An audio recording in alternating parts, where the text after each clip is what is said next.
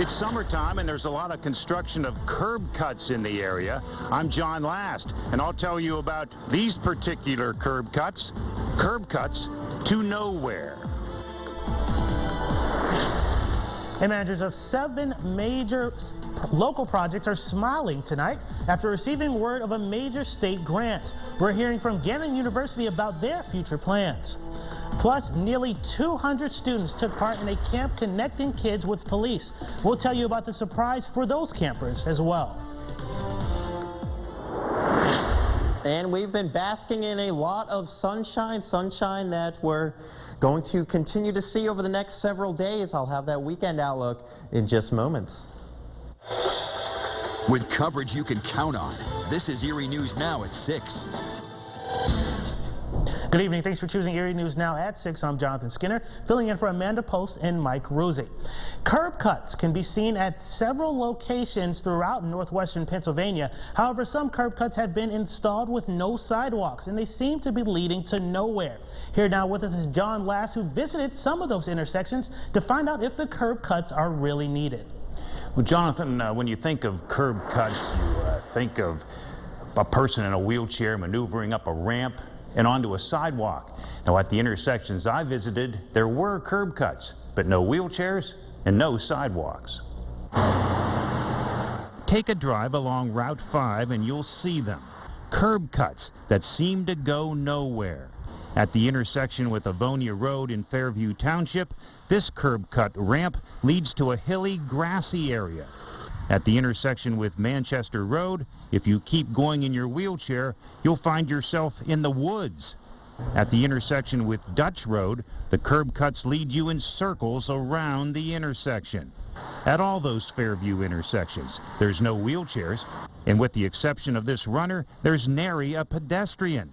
It's doubtful any sidewalks would ever be constructed. So why the curb cuts to nowhere? According to PennDOT spokesperson Jill Harry, anytime an improvement project is conducted on a state highway, provisions of the Americans with Disabilities Act must be included in all phases of that project. She says they are not curb cuts to nowhere. According to Harry, people are permitted to use the berm of the road, whether they're walking or in a wheelchair. She says the curb cuts provide a safe place for everyone to cross the highway. Rick Hoffman agrees with PennDOT. He is a longtime curb cut advocate for the organization Voices for Independence. He says he must defend the ramps often to people who ask about them. Constantly. I mean, 2 or 3 times a week, because I was connected with that very heavily for a very long time, and they say, Rick, those sidewalks go absolutely nowhere. And I go, yes, they do. According to PennDOT, the cost of the curb cuts is estimated at $4,200 per ramp. John Last, Erie News Now.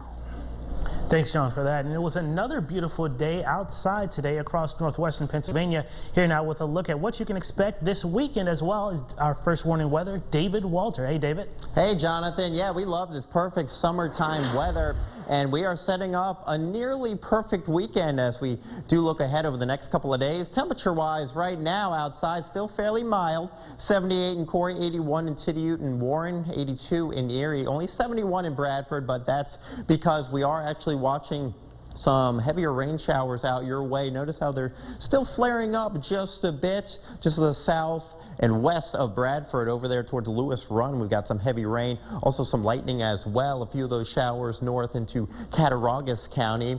But for most of us, as we get into the evening hours, we'll be dry. My stomach is rumbling every time I put up this graphic, because when I talk about grilling, yeah, I just smell the barbecue. And if you're doing any campfires tonight, time for the s'mores, and maybe you're pitching a tent, doing some camping over the next couple of days. Yeah, it's that perfect summer weather to have some summertime fun. And as we look over the next couple of days, we can see that weather is not going to have a factor on those plans. We've got that sunshine. We've got temperatures right around 80 degrees. Very, very seasonable stuff. We'll look ahead to next week and see when those rain chances may be going up. That's coming up in just a bit. Thanks, David. And that weather does look beautiful, and it's a great night as well to go out at the major festival in Girard. The 54th annual Dan Rice Days Festival is taking place this weekend. This is a live look at that festival right now, which tonight features a food truck alleyway, a car cruise, and live music. Now, Dan Rice was a circus clown who lived in Girard from the 1850s until the 1870s. The celebration started out as a way to mark the 100th anniversary of a Civil War memorial in town. Since it started in 1965, the festival has steadily grown each year. Activities are located primarily in Girard, with some events taking place around the community. Managers of 7 major local projects are smiling tonight after receiving word yesterday that they had received major state grants, the funding totaling more than $10 million. One of the projects is Gannon University's plan to transform the 6-story vacant night tower into a cybersecurity complex.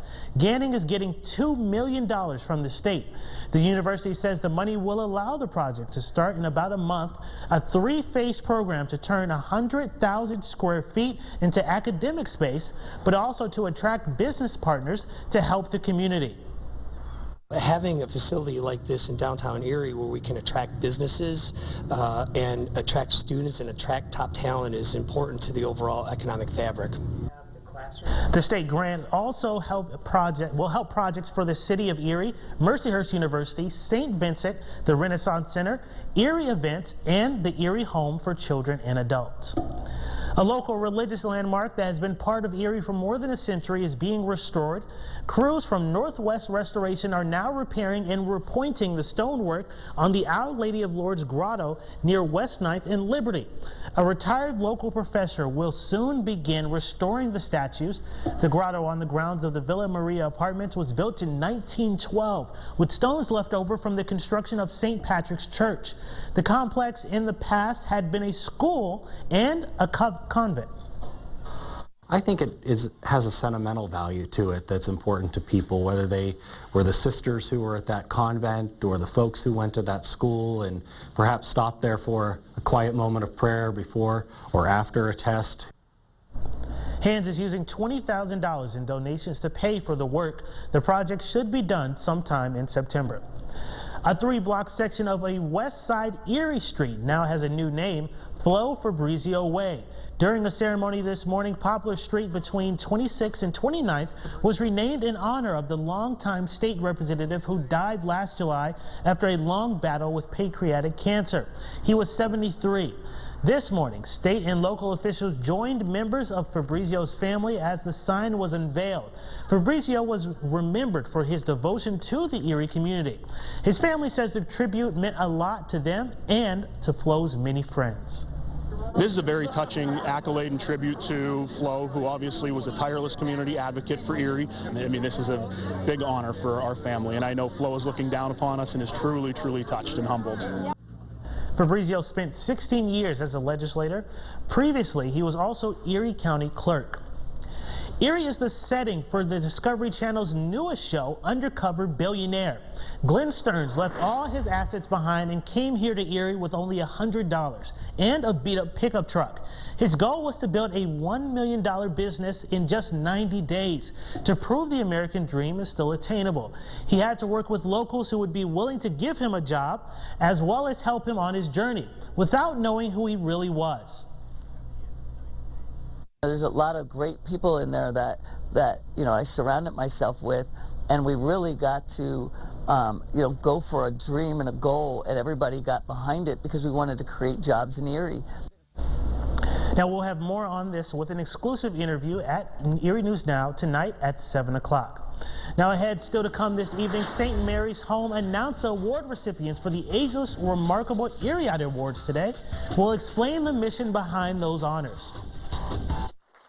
Most of the rain today has been towards central Pennsylvania, but will we see any rain over the next couple of days? That forecast is coming up.